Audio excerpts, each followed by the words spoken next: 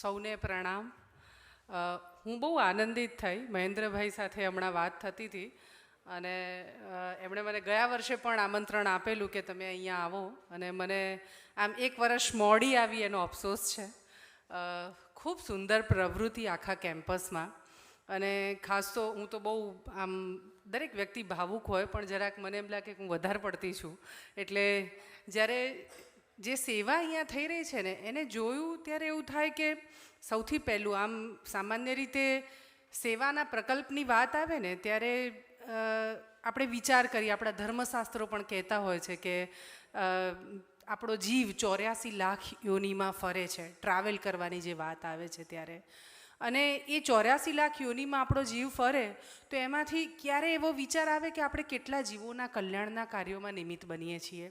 મારા ખ્યાલથી તમે ગણશો ને તો સૌથી પહેલાં મોટા ભાગના વ્યક્તિ મનુષ્ય તરીકે ઈશ્વરે આપણને સૌથી વધારે સમજણ, બુદ્ધિ, કદાચ તાકાતના દ્રષ્ટિકોણથી હાથીને પણ આપણે આપણા કબજામાં લઈ શકીએ એવી પ્રકારની બુદ્ધિ આપી છે આપણને. એટલે સૌથી બહુ ફુરસતથી ઈશ્વરે દરેક જીવને બનાવ્યો છે, પણ મને એમ લાગે છે કે એને સૌથી વધારે વાલ છે ને એ મનુષ્ય ઉપર ઢોળ્યું.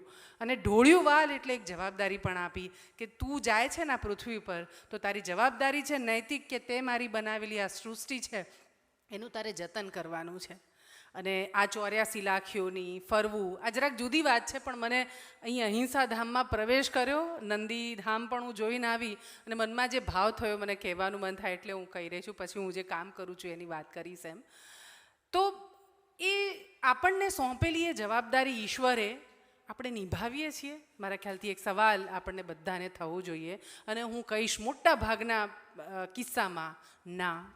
જૈન સમાજ બહુ આગળ પડતો છે આ બધામાં. કદાચ એને પેલું કહે છે કે ઈશ્વરે થોડુંક વધારે વહાલ આપ્યું છે એટલે સમજ એની સૌથી પહેલાં જાગૃત થઈ ગઈ, એટલે એણે આ પ્રકલ્પો માત્ર ગૌ સેવાની વાત નથી કરતા. આજે અહીંયા આપણે ગૌશાળામાં અનેક જીવો, બકરી પણ જોઈ, ગાય જોઈ, ભેંસ જોઈ, નીલગાયનું બચ્ચું પણ જોયું, અને એનથી એક્સટેન્શન તમે એમાં કૂકડા પણ જોયા. પણ એક્સટેન્શન જ્યારે તમે નંદીધામમાં જશો ત્યારે તમે જોશો કે એમણે જે સરોવર ઊભું કર્યું છે અને વૃક્ષો જે વાવ્યા છે, એટલે નરી આંખે દેખાતા ન દેખાતા અનેક જીવોની ચિંતા કરીને એમણે આખી વ્યવસ્થા ઊભી કરી છે. મારા ખ્યાલથી આ પ્રકલ્પ છે.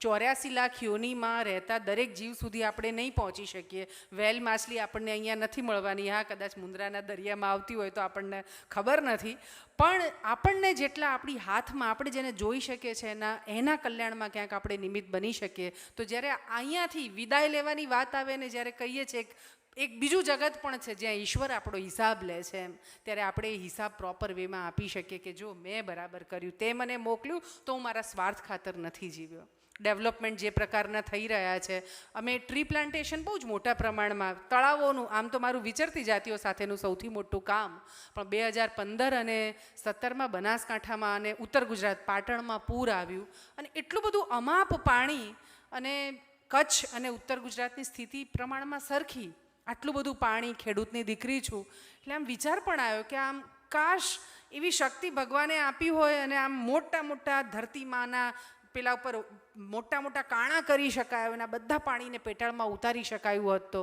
પણ એ ગજું નહોતું. પાણી જેટલું આવ્યું 15 દિવસ જબરદસ્ત હાલ્યું, પણ પછી બધું જ પાણી એટલે સૂકો વિસ્તાર. પેટાળમાં પૂછ્યું કે કેટલા ફૂટે પાણી છે ખેડૂતોને, ત્યારે એમણે કીધું કે બેન 800, 1000, 1200 ફૂટ સુધી પાણીના તળ પહોંચી ગયા છે. શું કર્યું આપણે? ધરતીમાં ને માં છે ને ધરતી તો, એટલે એ કોઈ દિવસ બાળકને ગમે એવું એને પજવે ને બચ્ચું એને, તો એ માના મોઢેથી આપણે સાંભળ્યું છે કે ખમ્મા જ નીકળે, એ વાલ જ કરે એમ. તો ધરતીમાં આપણને વાલ કરે છે એટલે એ આપણને કશું કહેતી નથી, અને ચીરીને પાણી 5-10 ફૂટમાંથી આપણે 1200 ફૂટે પહોંચાડી દીધું. ક્યારેક થાય કે બહુ જ ગુસ્સે થશે ને થપ્પડ મારશે ત્યારે, આમ તો થપ્પડ ઇનડાયરેક્ટલી મરાઈ ગઈ છે કેમ કે પાણી ખાલી થઈ રહ્યા છે. અને માઇગ્રેશન, આજે કચ્છની વાત કરો કે આખા દેશમાંથી લોકો ધંધા રોજગાર અર્થે સ્થળાંતર કરીને સિટીમાં આવે છે. કેમ કે એ જ્યાં રહે છે ત્યાં એને સવલતો નથી મળતી, પેટાળમાં પાણી નથી એમ. એટલે અમને થયું કે તળાવોના કામ, આપણે માણસો સાથેના કાર્યો તો કરીએ છીએ, ચાલો આપણે તળાવોના કાર્યો કરીએ. માને તૃપ્ત કરવી પડે એમ, જો એ તૃપ્ત નથી થતી એના બહુ જ બધા સાયન્ટિફિક રીઝન. માત્ર પાણી, પેટાળનું પાણી એ ફક્ત આપણા પીવાના સોર્સ માટે નથી, પણ અબોલ જીવો આ મહેન્દ્રભાઈ બહુ વિચારવા જેવું કામ છે. અબોલ જીવ તળાવનું પેટાળમાં પહેલાં વૃક્ષો, તમે લીંબોડી ક્યાંક પડે ને ચોમાસામાં તો ઉગી જતું હતું ઝાડ. કેમ કે આપણે કૂવાથી ખેતી કરતા, એટલે 10-15 ફૂટમાંથી આપણને પાણી મળતું હતું, જમીનના ઉપલા સ્તરમાં ભેજ હતો. પણ આપણે તો ખોદતા ગયા, ગૌચરો વાળતા ગયા અને ખેતી વધારતા ગયા, અને પેટાળના પાણી નીચે નીચે નીચે. હવે લીંબોડી નાખો ને પણ પાણી ન આપો તો એ ન થાય. માં તો જીવતી છે, ધરા જીવતી છે, જમીન જીવતી છે, પણ પાણી નથી એટલે કાંઈ નથી. એટલે જળદેવનું મહત્ત્વ છે બહુ જુદી રીતનું. એમ અમે તળાવોના કામ, મને થયું કે મેં શરૂ કર્યું માણસો સાથેના કામમાં. વિચરતી જાતિઓ તદ્દન વંચિત, એની આખી કથા સાંભળીએ તો આપણને એમ થાય કે આવી પીડા કોઈને હોઈ શકે? અસ્તિત્વના જ સવાલો જ્યાં સૌથી મોટા. પણ એ માણસોના કામની સાથે સાથે મને લાગ્યું કે અગત્યનું આ કામ પણ છે, કેમ કે આમાં અસંખ્ય જીવોની સેવા થાય છે. અને તળાવોના કામ અમે શરૂ કર્યા. અઘરું હતું. માણસ તરીકે આપણે બધા છે ને ઝટી, એટલે લૂંટી લેવાનું બહુ આપણને બધાને આવડે એમ. એટલે તળાવોને પણ પૂરીને ખેતી કરવાનું શરૂ કરી દીધું. ક્યાંક જમીનોમાં જ્યાં નાના નાના ગૌચર, એટલે શું તો એ આબાધિત, મને એમ લાગે કે એક રચના ઈશ્વરે કરી હતી એ પ્રમાણેની. ને આપણી પેઢીઓ, આપણા પુરખા, આપણા દાદાઓ વડવાઓએ રચના કરી હતી કે અહીં કોનો અધિકાર છે?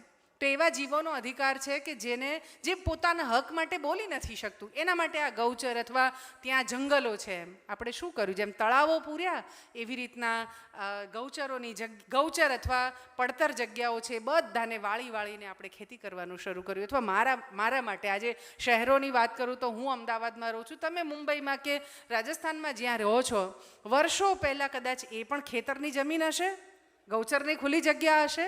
પણ આપણે, કેમ કે મારું ખેતર હતું ને મને વેચવાનો અધિકાર છે, એટલે મને સારા પૈસા મળ્યા એટલે મેં વેચી દીધું. પણ ત્યાં રહેતું એ ઘર કોનું હતું?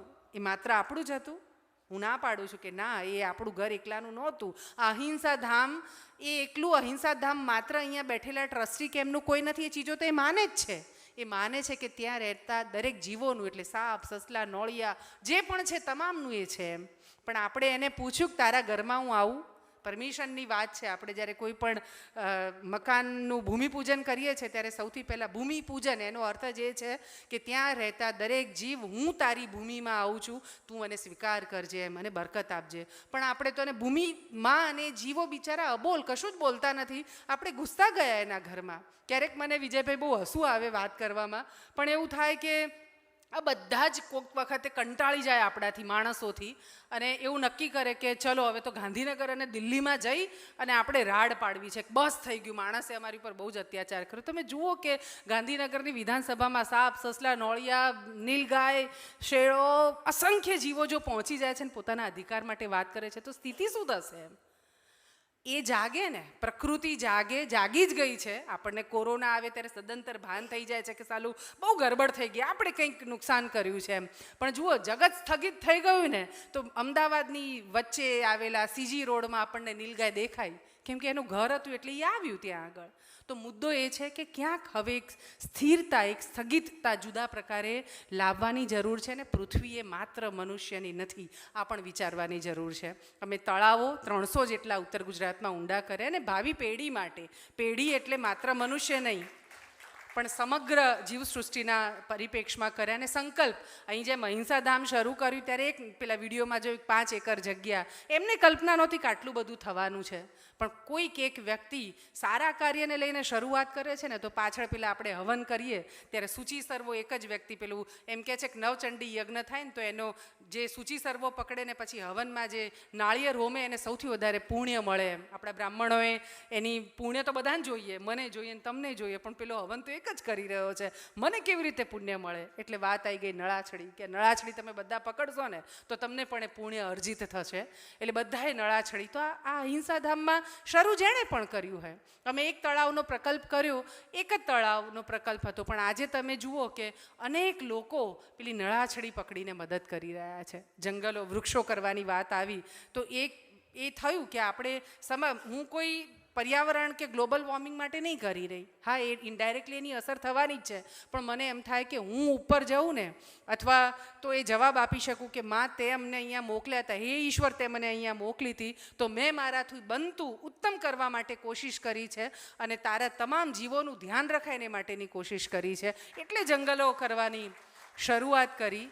સ્મશાન, નાના ગૌચરની જગ્યાઓ 1000થી લે 30,000 50,000 વૃક્ષો એક જ જગ્યા ઉપર વાવી દેવું માત્ર નહીં, કેમ કે પેટાળમાં પાણી નથી રાખ્યું એટલે એને ઉછેરવું પડે એવું છે. એમ નાનું બચ્ચું હોય એના જેવું અહીંયા તમે ઉછેરો છો, વિજયભાઈ પણ ઉછેરે છે.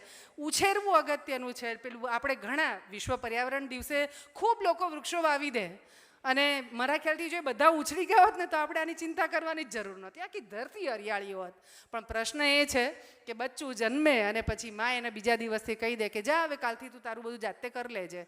ના કરી શકે બચ્ચું. તો આ જે બાલતરુ છે, અમે તો નાનું જે વૃક્ષ છે એને બાલતરુ કહીએ છીએ, અને બાલતરુની જાળવણી કરવી પડે. અમે ગ્રામ વનો કર્યા અને ઓછામાં ઓછા ગામોને કહીએ છીએ કે 20,000થી 25,000 વૃક્ષો તમારા ગામમાં વાવો. એવું કહે છે કે મનુષ્યએ પોતાના જીવનકાળ દરમિયાન જેટલું આપણે ડિસ્ટ્રોય કર્યું છે ને એ પ્રમાણે ઓછામાં ઓછા 150 વૃક્ષ, એક વૃક્ષ નહીં 150 વૃક્ષ વાવશું, ત્યારે જતાં કંઈક અંશે થોડું રત્તી ભાર જેટલી આપણે આ ધરાને બેલેન્સ કરવાનું ક્યાંક કરી શકીશું. તો અમે આ જંગલો કરવાનું શરૂ કર્યું, ગ્રામ વનો કહીએ, અને ગામની ભાગીદારી સાથેથી. કેમ કે મને એમ પણ લાગે કે જો ગામનું ઇન્વોલ્વમેન્ટ નથી આવતું અને કોઈ આવીને બહારથી બધું કરી જાય છે, તો આજે આપણા બધાનો સ્વભાવ એવો થઈ ગયો છે કે આ કામ કોનું? તો કે છે સરકારનું. કોઈક આવે ને મારું ભલું કરે. અમે કહીએ કે ના, એવું તમારે પોતે પણ ઇન્વોલ્વ થવું પડશે. એ રીતે ગ્રામ વનો કરીએ.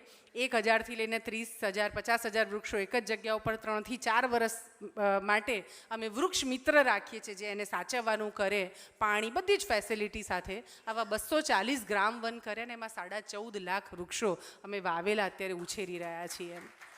મને એમ લાગે છે કે આપણે જેટલું લીધું છે આ ધરતી પાસેથી, આ જગત પાસેથી, એ બધું જ પાછું આપવાનું આપણો ધર્મ છે, અને ધર્મનું આ કર્મ છે. મને એમ લાગે છે કે આપણે બધા કર્મવીરો છીએ. અહીંયા જે બેઠા છીએ ને, પેલું કહેવાય ને ઈશ્વર પ્રાપ્તિની ઝંખના ગણેક હોય. કેટલાક જે છે, જેમ આપણી ત્યાં અત્યારે સંતો મહત્તો બેઠા છે, એમણે એક જુદા રીતથી જ્ઞાન યોગ સાથે એ ઈશ્વર પ્રાપ્તિ માટે, મોક્ષ માટે મથે છે. મને એમ લાગે કે અમે કર્મવીરો છીએ. કર્મ કરી અને પછી ઈશ્વરને પ્રાપ્તિ માટે અમે મથીએ છીએ. મારા ખ્યાલથી દરેકનો ધર્મ ને કર્મ તો આ જ છે ને. વાત આવે છે વિચરતી જાતિની, જેની માટે આજે મને અહીંયા વાત કરવાનું કહ્યું અને મને બોલાવી પણ ખરી. વિચરતી જાતિઓ એટલે મને એમ થાય કે એ પણ વગડે રખડ્યા કરે, પોતાનું કોઈ સરનામું નહીં.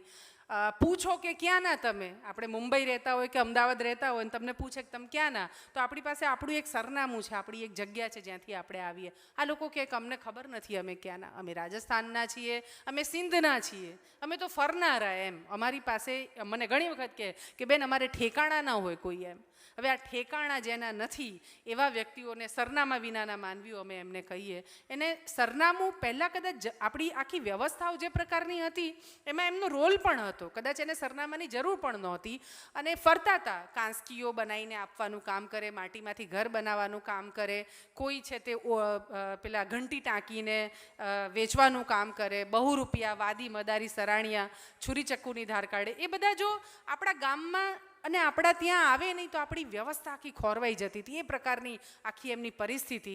પણ એ ફર્યા ને એના કારણે ક્યાંક ને ક્યાંક એ સમાજથી વિખૂટા થઈ ગયા. કેટલાક એવા પણ ખરા કે જે એમની એક્ટિવિટી ક્રિમિનલ ટાઈપની, ચોરી ચપાટી કરે. હું જ્યારે પહેલી વાર એમને મળી, હું પૂછું કે શું કામ કરો, એટલે હસે અને પછી કે કહેવાય બેન. તો મેં કીધું કે હું કોઈને નહીં કહું, તમે કહી શકો મને. તો કહેવાય ને હાઈવે લૂંટીએ એમ.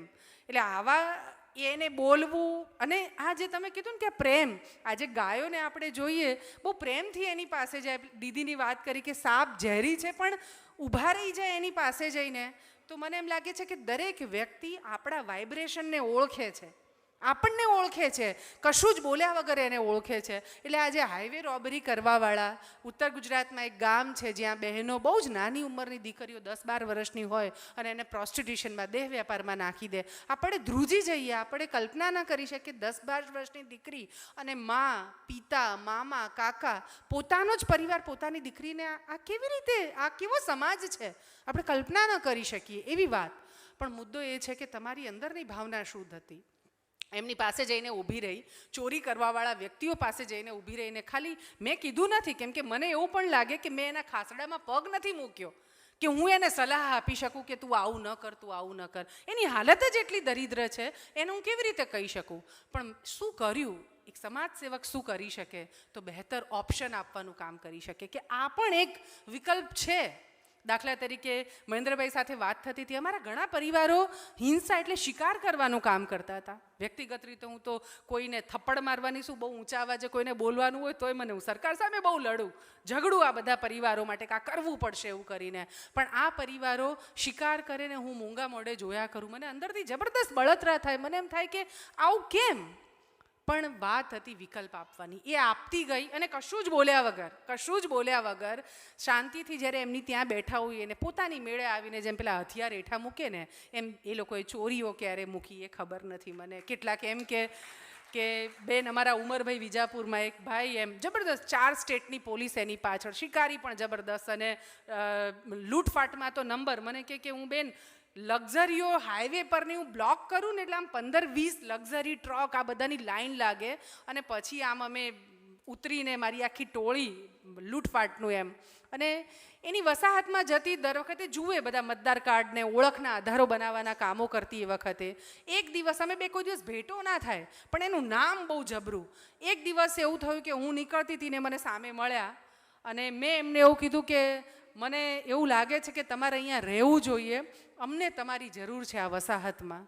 અને ખબર નહીં જે પણ અંદર ભાવ થયો એ મને કે મને ખવડાવે કોણ?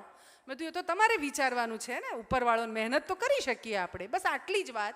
અને 3-4 દિવસ પછી એમનો ફોન આવ્યો ને એમણે મને કીધું કે બેન આજથી મેં હવે સીમ રખોપું કરવાનું શરૂ કર્યું. આવો માણસ એમ, આવા અનેક લોકોને જે એની કરેલા ગુના માટે એવું પણ થાય મહેન્દ્રભાઈ કે કોઈનું મર્ડર કરી નાખે અને પછી ઓફિસ પર આવે મારી નાખ્યો. એટલે આપણને એમ થાય કે તમે કોઈને મારી નાખ્યો એવું એટલે કેટલો ગુસ્સો આવે. મને એમ થાય કે તમને સમજ પડે છે કે તમે શું કર્યું એમ.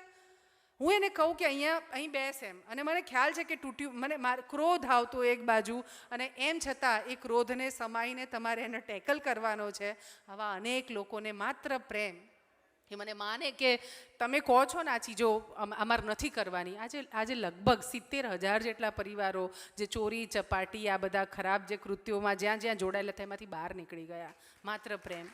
અને મેં કીધું એમ કે કોઈને મેં ભાષણ નહીં આપ્યું કે આ કર કે તે કર એવું. મેં એમને એટલું કીધું કે હું તમારી છું. અને એવું પણ હું માનું છું કે મારી દીકરી, હું એમને કહું મારી દીકરી પરણ છે ને ત્યારે તમે બધા મામેરિયા છો એવું કહું એમને બધાને. તમે બધા મામેરિયા છો, તમારે મારે ઘેર આવવાનું છે. તો મેં કીધું આવવાની આ પેલા શંકરની જાનમાં જેમ ભૂતડા હોય એમ મેં કીધું મારા ત્યાં મામેરિયા તરીકે તમે બધા આવશો તો આમાં ખોટું કોનું દેખાવાનું છે? તમારે જ વિચારો, મારે કંઈ કહેવાની જરૂર નથી. બસ આટલી જ વાત. મેં કોઈ ભાષણ નથી કર્યું. પણ એમને થયું કે એ મારા છે. તમે જે વાત કરીને કે કેમ આવો પ્રેમ, કેમ આવો ઉમળકો આવે, બીમાર પડું, કંઈક તકલીફ થઈ છે એવી ખબર બી પડે ને તો અસંખ્ય માનતાઓ માને એ લોકો. અને એટલા માટે કેમ કે અમે કોઈ જાતિની રીતે ક્યાંય એક નથી પણ ઈશ્વરના સંતાન હું એમને માનું છું કે આપણે બધા જ એક ઈશ્વરના સંતાન છીએ. અને એટલે મારામાં કોઈ દિવસ એ ચોરી કે મર્ડર કરીને મારી પાસે આવ્યો તો મને એમ લાગે છે કે એનું આવવું મને કહેવું એ જ મારે સાંભળવાનું છે. મારા માટે એનાથી એ કોઈ વ્યક્તિ જુદો નથી થઈ જતો. એ દેહ વેપાર કરનારી બેન, એના માટે મને કોઈ ઘૃણા નથી આવતી. મને થાય છે કે કઈ પરિસ્થિતિ ઉત્પન્ન થઈ હશે કે એને આ કરવું પડ્યું હશે. બસ એ કરુણા ભાવથી આખી ચીજોને સમજતા ગઈ. મારા ખ્યાલથી સંસારને આજે જેની જરૂર છે ને જરૂર કરુણાની જ છે, સૌથી વધારે કરુણાની છે. સત્ય અને કરુણા આ ભાવથી જો જોવાનું શરૂ કરી દઈએ ને તો આખું જગત સુંદર બની જાય. હંમેશા એવું થાય કે કોઈને દુનિયામાં દુઃખો ભરેલી દુનિયા કોને ગમે? કોઈને પણ પૂછો, હું એવું કંઈક રાક્ષસી વૃત્તિવાળો માણસ હશે ને તો પણ એવું નહીં કે ના ના મને તો આ માણસ દુઃખી હોય ને એવું જ ગમે. નહીં, એ કદાચ ક્ષણિક એવું કોઈના માટે વેરભાવ થયો હશે તો બોલશે, પણ કાયમ કોઈને નથી ગમતી. આપણા ત્યાં એવું થાય કે અમદાવાદમાં હું જ્યાં રહું, સરસ મજાના ફ્લેટ બંગલોઝ છે, એની બાજુમાં ઝૂંપડું વળાય ને તો લોકોને ગમતું નથી, તરત કોર્પોરેશનને ફોન કરશે અહીં ઝૂંપડપટ્ટી બની રહી છે, તમે આવીને તોડી નાખો. પણ મને એમ થાય કે ઝૂંપડા વળે જ નહીં અને એ ઝૂંપડામાં રહેતા વ્યક્તિઓને આપણે ઝૂંપડમાંથી મુક્ત ન કરી શકીએ? એવી કેવી વ્યવસ્થાઓ આપણે કરીએ કે પેલી બારીઓ બંધ ન કરવી પડે? નહીં તો એમ થાય કે દુનિયામાં જો સમાનતા નહીં રહે ને તો કેવા ઘર બનાવીશું ને એમાં કેટલી સિક્યોરિટી ગાર્ડ બેસાડીશું આપણે? એ સોલ્યુશન નથી. એમ સોલ્યુશન એ છે કે સમાન ધોરણે એને પણ એક લેવલ પર લઈ આવીએ આપણે. અને એથિક્સ જેની સૌથી વધારે કમી છે એ એથિક્સને ક્યાંક ઇન્વોલ્વ કરવાનું કરીએ. આ પ્રયત્નોથી વિચરતી જાતિઓને ઓળખ અપાવવાનું કાર્ય શરૂ કર્યું. કશું જ નહોતું, કોઈ પુરાવા નહોતા, એક સિંગલ રૂપિયાનું બજેટ નહોતું. અને તમને નવાઈ લાગશે કે ગુજરાતમાં એમની વસ્તી લગભગ 50 લાખ કરતાં વધારે અને ભારતની કુલ વસ્તીના 12 થી 15%. તમને ખબર આમ અંદાજ આવે કે આવડી મોટી જનસંખ્યા ગુમનામ, કોઈને કશી ખબર જ નહોતી. બસ એના માટેનું પેલું કહેવાય ને, એક બીડું કોઈ ઝડપે ને પછી ઈશ્વર જે છે કસોટી ખૂબ કરે, સેવા કાર્યો કરે ને એની. અહીંયા એવું ઘણી વખત થયું હશે કે કાલ ગાયોને શું આપશું એવી ચિંતા થઈ હોય, પણ પેલું કહેવાય ને કૃષ્ણ અર્પણવાળો ભાવ હશે ને તો ઈશ્વર તમારી ઉપર હાથ રાખીને કસોટી કરશે. અને કસોટી સેવા કાર્યમાં જેનું સાચા હૃદયથી જે સેવા કાર્ય કરે છે ને એને ભગવાન પેલું કહેવાય ને માટલું કાચું હોય ને તો એનામાં પાણી ગ્રહણ કરવાની ક્ષમતા નથી હોતી, ફૂટી જાય તરત જ. એમ તો નીંભાડામાં પકવવું પડે એમ, અને પકવે તો પાણી ગ્રહણ કરી શકે. તો સેવા કાર્યો કરનાર સમાજ સેવકોને નીંભાડામાં પકવે. મને પણ ખૂબ પકવી, એણે થકવાડી નાખે એવું, અને એવું જ થાય કે છોડી દેવું છે. કોઈ જગ્યાએથી અસહાર ના દેખાય કે કોઈ હાથ પકડીને, અને રડવાવાળા સમુદાયની વચ્ચે તમે ફરો તો માત્ર પેન પેન પેન. પોલીસ પકડીને લઈ ગઈ છે, દંગો સળગાવી દીધો છે, એન્કાઉન્ટર થયા, 2 મરી ગયા સામસામે, ક્યાંયથી કશું સારું ન દેખાય.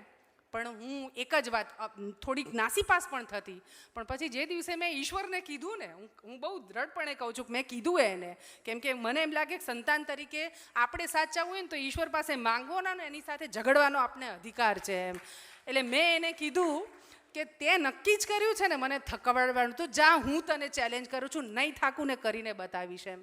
અને આઈ થિંક પછી જે જોમ સાથે જજુ મેં આજે ભારત સરકારે વિચરતી જાતિઓ માટે પોલિસી બનાવી, અમારી પાસેથી સજેશન નરેન્દ્રભાઈએ મંગાવ્યા. નેશનલ લેવલ પર 70 વર્ષ આઝાદીના પછી પહેલીવાર વેલફેર બોર્ડ, ઓળખના આધાર 7 લાખથી વધારે પરિવારોને તો અમે ડાયરેક્ટલી અપાવી શક્યા. એમના ઘરો આજે અમે, સરકાર જમીન આપે છે, ઘર બાંધવાના કામ કરીએ. 1751 પરિવારોના ઘર બાંધ્યા. ધંધામાં એ લોકો બહુ જ સરસ છે, તો નાના મોટા બિઝનેસ કરવા માટે પૈસા આપવાનું શરૂ કર્યું. અમારા 10 કરોડ રૂપિયા એમની વચ્ચે રોટેટ થાય છે, ને સૌથી અગત્યનું એક પણ નાદારની નથી નોંધાઈ અમારામાંથી.